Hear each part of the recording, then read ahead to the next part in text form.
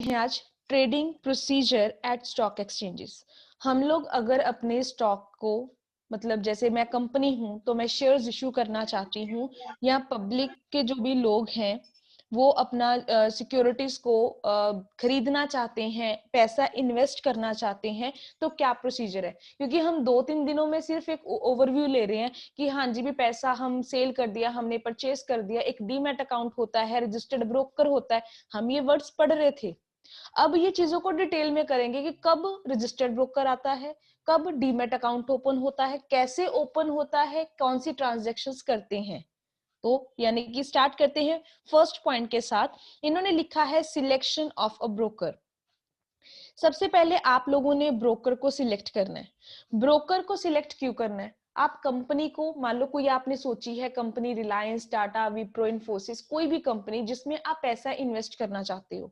अब पैसा इन्वेस्ट करने के लिए कोई ना कोई तो ऐसा पर्सन होना चाहिए ना बीच में, जो आप लोगों का और कंपनी का आपस में लिंक बनाए, किसी ना किसी तरीके से शेयर सेल परचेज हो, आप लोगों को वो प्राइस बताए, यानी कि कोई इंटरमीडिएरी हम लोगों को या मीडिएटर बीच में चाहिए। तो फर्स्ट स्टेप ये है कि ब्रोकर ले लो, ताकि ब्रोकर आप लोगों को प्रॉपर इंफॉर्मेशन जो है वो प्रोवाइड करे, आपको ये बताए कि क्योंकि देखो मैं फर्स्ट टाइम कैपिटल मार्केट में पैसा इन्वेस्ट करने वाली हूँ, मुझे कोई इंफॉर्मेशन नहीं है, तो मुझे इंफॉर्मेशन कौन देगा? ब्रोकर।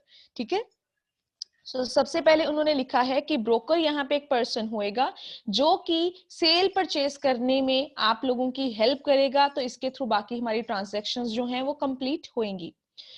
यहाँ पे इन्होंने लिखा है the banks have appointed their own brokers at exchanges and they contract for dealing on behalf of their customer. तो ब्रोकर का मतलब ही ये है कि वो मीडिएटर है, वो मेरे बिहाफ के ऊपर, या मैं बोलूं कि कंपनी और मेरे बीच में लिंक क्रिएट कर रहा है। अगर वो कंपनी से कोई शेयर परचेज करेगा, वो मेरे बिहाफ के ऊपर कर रहा है, यानी कि ब्रोकर ने मेरे बिहाफ के ऊपर शेयर खरीदे और मेरे अकाउंट में क्रेडिट करवा दिए। ये क्या है? ब्रोकर का काम है। यहाँ पे हर बैंक का एक अपना ब्रोकर होता है, या बैंक के अपने ब्रोकर होते हैं जो कि ये ट्रेडिंग करते हैं, आप लोगों की हेल्प करते हैं, आप अगर कैपिटल मार्केट में पैसा इन्वेस्ट करना चाहते हो तो। On the recommendation from the bank the clients account is open by the broker. ठीक है। मतलब अगर मैं बैंक को बता रही हूँ कि भाई मैं कैपिटल मार्केट में पैसा इन्वेस्ट करना चाहती हूँ, तो मेरी रिकमेंडेशन के ऊपर वो एक मेरा अकाउंट ओपन करा देंगे ब्रोकर के साथ। The bank assures that the financial condition of the client, तो वो एश्योर करेगा कि मेरे पास पैसा है। ऐसे नहीं कि मैंने कहीं से मैं 10 लाख रुपए लेके आई हूँ, मैंने सारे के सारे पैसे लगा दिए, इसके अलावा ना तो मेरा कोई इनकम सोर्स है, ना मेरे पास कुछ पैसा या सेविंग्स पड़ी है। ऐसे नहीं होना चाहिए। वो मेरी एक फाइनेंशियल कंडीशन देखेगा, वो देखेगा कि इसके पास इसकी पोजीशन अच्छी है या नहीं है। ओनली देन, यानी कि आफ्टर एग्जामिनेशन, वो मेरा अकाउंट ओपन करेगा। चलो, ब्रोकर अपॉइंट हो गया, यानी कि जो मेरा लिंक क्रिएट करने वाला है with the company. Second one, अब ब्रोकर में हमने एक लाइन ऊपर पढ़ी थी ना, वो अकाउंट ओपन करवाएगा। अब यहाँ पे आ गया ओपनिंग डीमैट अकाउंट। जो ट्रेडिंग होनी है, जो सेल परचेज होनी है, वो किसके थ्रू होनी है? डीमैट अकाउंट के थ्रू। क्योंकि ये हमारा नॉर्मल करंट सेविंग अकाउंट नहीं है, एफडी अकाउंट नहीं है, ये क्या है? डीमैट अकाउंट है। और डीमैट अकाउंट यानी कि डीमेटेरियलाइज्ड। यहाँ पे आई थिंक थर्ड लाइन के ऊपर इन्होंने वर्ड लिखा हुआ है, प्लीज इसको चेक कर लीजिए। Securities are held in electronic form. Please underline करिए इस वर्ड को। इन्होंने लिखा है कि जो सिक्योरिटीज हैं वो सारी आप लोगों की इलेक्ट्रॉनिक फॉर्म में होंगी, क्योंकि आप लोग फिजिकली उन शेयर्स को खरीद नहीं रहे हो, या फिजिकली आप पैसे नहीं ट्रांसफर कर रहे हो। जो भी होएगा वो ऑनलाइन होने वाला है सब कुछ। The opening of demat account is essential for stock exchange transaction, क्योंकि सारी ट्रांजेक्शन इसके थ्रू ही होनी है। डीमैट मतलब डीमेटेरियलाइज्ड अकाउंट, यानी कि आपका पेपर फॉर्म नहीं है, यहाँ पे जो भी है आप लोगों का इलेक्ट्रॉनिक फॉर्म में है। So Demat account refers to an account which an Indian citizen must open with the depository participants to trade in listed securities. ठीक है। तो यानी कि ये एक इंडियन सिटीजन, फॉर एग्जांपल मैं अपने बैंक से ओपन कराऊंगी। ठीक है। किस लिए कराऊंगी? क्योंकि मैंने सेल परचेज करनी है सिक्योरिटीज की इलेक्ट्रॉनिक फॉर्म में, यानी कि ऑनलाइन करनी है। एक चीज और अंडरलाइन करिए और समझिए, इन्होंने एक वर्ड यूज किया है डिपॉजिटरी पार्टिसिपेंट का। For example banks and stock brokers, जिस पर्सन से तुम लोग अपना अकाउंट ओपन कराते हो या जो पर्सन तुम्हारे बीच में या कंपनी के बीच में लिंक क्रिएट कर रहा है उसको डिपॉजिटरी पार्टिसिपेंट कहते हैं। और डिपॉजिटरी क्या है? Stock exchange. इतना भी छोड़ दो, इतना चाहे डिटेल में मत जाना, सिर्फ इतना समझ लो कि आप लोगों ने क्या करना है, डिपॉजिटरी पार्टिसिपेंट यानी कि बैंक से अपना अकाउंट ओपन कराना है ताकि आप लोग सिक्योरिटीज में डील कर सको इलेक्ट्रॉनिक फॉर्म में। The securities are held in an electronic form by the depository and depository interact with the investor through depository participant. सबसे पहले आगे यहाँ पे डिपॉजिटरी, फिर आता है डिपॉजिटरी पार्टिसिपेंट और देन आपका आता है इन्वेस्टर, जो भी आप लोग हो। ठीक है, सो यहाँ पे ना लिखा है कि सबसे पहले यानी कि जो भी आपकी एक्सचेंज है उसने डिपॉजिटरी पार्टिसिपेंट से डील करना है और डिपॉजिटरी पार्टिसिपेंट आपसे डील करेगा। या मैं ये कहूं कि प्रिंसिपल मैम टीचर के साथ डील करेंगे, टीचर्स आगे आप लोगों को मैसेज कन्वे कर रहे हैं। तो ये जो डिपॉजिटरी पार्टिसिपेंट है वो बीच में एक काइंड ऑफ बैंक है, ब्रोकर है, वो बीच में बैठा हुआ है यहाँ पे। ठीक है, जो हमारी डीलिंग्स यहाँ पे करवाएगा। सो अब दोबारा से मैं लाइन पढ़ रही हूँ, ध्यान से सुनिएगा। उन्होंने लिखा है सिक्योरिटीज जो हैं आप लोग डिपॉजिटरी के पास रखते हो, जो मेन सारा पैसा है, सारे शेयर्स हैं, वो एनएससी बीएससी के पास पड़े हैं। ठीक है, और उसके बाद जो इंटरेक्ट किया जाता है इन्वेस्टर के साथ वो किसके थ्रू करते हैं? डिपॉजिटरी पार्टिसिपेंट के थ्रू, क्योंकि अब हर एक्सचेंज एक एक इन्वेस्टर के साथ तो मिलती नहीं रहेगी। ठीक है, तो हमको क्या करेंगे, बीच में उन्होंने क्या बिठा दिया? Depository participant. तो ये डायग्राम लिख लीजिए, जब पढ़ोगे इस लाइन को तो उसको एक बार देख लेना। नेक्स्ट इन्होंने बात करी है depository participant maintain an account of securities and inform the account status to the investor from time to time. अब डिपॉजिटरी पार्टिसिपेंट मैंने क्या कहा था, कौन है? बैंक। अब बैंक क्या करेगा, क्योंकि उसने मेरा अकाउंट खोला है, उसके पास सारी इंफॉर्मेशन है, वो टाइम टू टाइम बताता रहेगा मुझे कि मेरे अकाउंट में कितने पैसे आ गए हैं, कितने शेयर्स हैं, जो भी अमाउंट है, मतलब सारी डिटेल्स वहां से मुझे पता चलती जाएंगी। अब नेक्स्ट इन्होंने लिखा है, चलो ब्रोकर अपॉइंट हो गया था, ब्रोकर अपॉइंट करने के बाद मैंने अकाउंट भी ओपन कर लिया। ठीक है, यानी कि अब मेरे पास इंफॉर्मेशन भी है थ्रू ब्रोकर और ट्रेड करने के लिए एक बेसिक मीडियम यानी कि डीमेट अकाउंट भी है। अब करना क्या है? ऑर्डर प्लेस करना है। ऑर्डर प्लेस करने का मतलब आपने ये देखना है कि कौन सी कंपनी की कितनी सिक्योरिटीज किस प्राइस के ऊपर खरीदना चाहते हो। आई रिपीट, किस कंपनी की कौन सी सिक्योरिटीज किस प्राइस के ऊपर परचेज करनी है, कितनी परचेज करनी है, ये सारी इंफॉर्मेशन देखी जाएगी कि आप लोग 100 शेयर 10 रुपए के ऊपर रिलायंस कंपनी के खरीदना चाहते हो, तो फिर आप लोगों ने ऐसे ऑर्डर प्लेस करना है।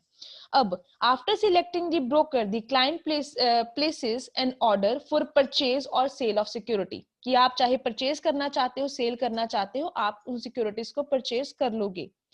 The broker also guide the client about the type of securities to be purchased। अब जो मैंने आपको बात बोली प्लीज अंडरलाइन कर लीजिए, क्या बताया जाएगा?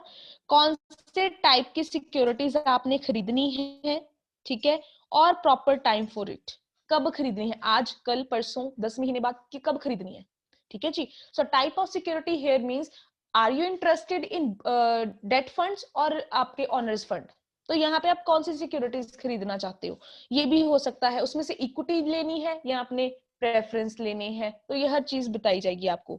If the client is to sell the securities, अब ऊपर उन्होंने लिखा है कि आपको बताया जाएगा अगर आपने परचेज करनी है तो कौन सी सिक्योरिटीज कब खरीदनी है ये बताना है, और अगर आपने सेल करनी है तो फिर क्या करना पड़ेगा, ब्रोकर को ये बताना पड़ेगा कि आप कब सेल करना चाहते हो, फेवरेबल टाइम फॉर सेल।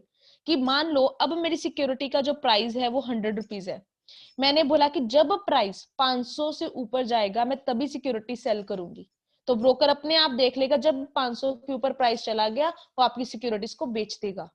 ये ब्रोकर का काम है। मैं रोज बैठे मतलब मैं नहीं देखूंगी रोज, मैं देख भी सकती हूँ बट क्योंकि ब्रोकर मैंने पॉइंट किया है तो वो क्या करेगा, वो देखेगा फेवरेबल टाइम फॉर सेल, आपके लिए फेवरेबल टाइम कब होएगा, जब प्राइसेस इंक्रीज कर गए, अब सेल करके मुझे 400 रुपए का क्या होने वाला है, प्रॉफिट होने वाला है। तो ये काम किसको दिया गया है, ब्रोकर को। ब्रोकर मेरे भी हाफ के ऊपर चेक करेगा what is the favourable time for sale, और यहाँ तो आप भी बता सकते हो उसको। The broker is told to purchase shares, underline please, their number and price to be paid. 100 share, कितने शेयर्स किस प्राइस के ऊपर आपने खरीदने हैं वो भी बताना है। Sometimes a definite sorry so यहाँ पे लिखा है sometimes a definite price is given on which the cell और जो भी purchase is to be made, sometimes the minimum price is to be paid is told. अब कहते हैं आप लोग, तो जैसे पहले ही मैं लाइन कंप्लीट कर रही हूँ कि क्लाइंट ये बताएगा what is the favourable time for cell, कि इस जब 400-500 रुपया प्राइस जाएगा तब सेल करना, मैंने बता दिया। उसी तरीके से मैं आपको ये भी बताऊंगी, आप ब्रोकर हो, कि भाई मैंने जो चीजें परचेज करनी है ना शेयर, वो मैंने 400 से ज्यादा नहीं खरीदने, प्राइस जब 400 होएगा मैं तभी शेयर खरीदूंगी। तो मैंने यहाँ पे क्या किया, अंडरलाइन कर लीजिए, कम से कम मैं आपको ये बता रही हूँ कि मिनिमम प्राइस, इससे ज्यादा इससे कम ये मैं उनको बता दूंगी कि मैं इतने से ज्यादा नहीं पे करने वाली, इतना तो कम से कम प्राइस मेरे शेयर्स का होना चाहिए। सो ये चीजें जो है आप पहले ही ब्रोकर को बता दोगे, क्योंकि आप लोगों ने यहाँ पे करना क्या है, प्लेसिंग एन ऑर्डर, ऑर्डर करना है, चाहे सेल का चाहे परचेज का, चाहे सेल कर रहे हो चाहे परचेज कर रहे हो, आपको बताना पड़ेगा आप कितनी सिक्योरिटी सेल करने में और किस प्राइस के ऊपर सेल या परचेज करने में रेडी हो, तभी ब्रोकर आपके बिहाफ के ऊपर वो सारा काम करेगा। यहां तक क्लियर हो गया। और लास्ट में इन्होंने लिखा है the broker is given some choice for bargaining, ठीक है, ब्रोकर के पास चॉइस होती है, वो कर सकता है ज्यादा प्राइस बढ़ाना है कम करना है जो भी है, ठीक है। So ultimately the same price, sorry the same type of choice is given to the broker for selling the securities. तो कहते हैं यहाँ पे कब सेल करनी है वो देख लेगा, उसको जब भी फेवरेबल लगेगा कि अब इसको फायदा होने वाला है या जो भी प्राइस कम या ज्यादा होने वाले है, तो वो उसके बिहाफ के ऊपर परचेज कर सकता है। पहले क्या किया था, ब्रोकर अपॉइंट, जिसने मेरी हेल्प करनी है, लिंक क्रिएट करना है, फिर उसने मेरा अकाउंट खुलवा दिया। अब सब कुछ तो हो गया, अब क्या करे, वो ऑर्डर प्लेस करना था, चाहे मैंने ऑर्डर यानी कि परचेज करना था चाहे मैंने सेल करना था, मैंने बता दिया उनको इतनी सिक्योरिटी इस प्राइस के ऊपर सेल और इस प्राइस के ऊपर परचेज करनी है, बता दिया, वो ट्रेडिंग हो जाएगी। अब प्लेस कर दिया ऑर्डर, इसके बाद क्या करना है, एग्जीक्यूट द ऑर्डर। मैंने तो सिर्फ उसको बताया है भी मैंने 400 शेयर खरीदने, क्या मैंने भी खरीदे, नहीं, अब यहाँ पे आएगा executing the order. The trading floor of the stock exchange is divided into 2 different parts known as trading post. अब ये ट्रेडिंग पोस्ट क्या है, different post deal in different type of securities. अब आप लोगों के वो डिफरेंट अलग अलग से उसको डिवाइड कर देंगे, ठीक है। तो यानी कि यहाँ पे ये देखा जाएगा कि कौन से शेयर कहाँ पे है, कौन सी सिक्योरिटीज, बोरोड फंड कहाँ पे है, डेट फंड कहाँ पे, सॉरी ऑनर्स फंड कहाँ पे, अकॉर्डिंगली उसको डिवाइड करते हैं वो। The authorised clerk of the broker goes to concerned post and express his intention to buy and sell security।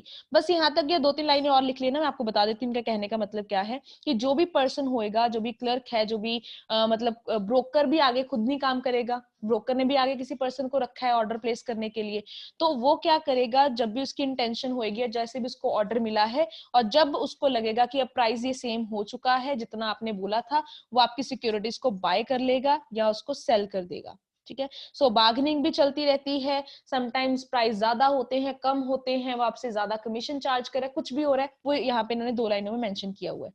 और लास्ट में इन्होंने लिख दिया है the slip giving brief detail of bargain, कि अगर आप लोग बार्गेन कर रहे हो उनके साथ, ब्रोकर के साथ, देन वो आप लोगों को डिटेल्स प्रोवाइड करेगा, ठीक है, ताकि मतलब बता देगा कि कितना वो आप लोगों से प्राइस वगैरह चार्ज कर रहा है, ये उसकी डिटेल्स के लिए है।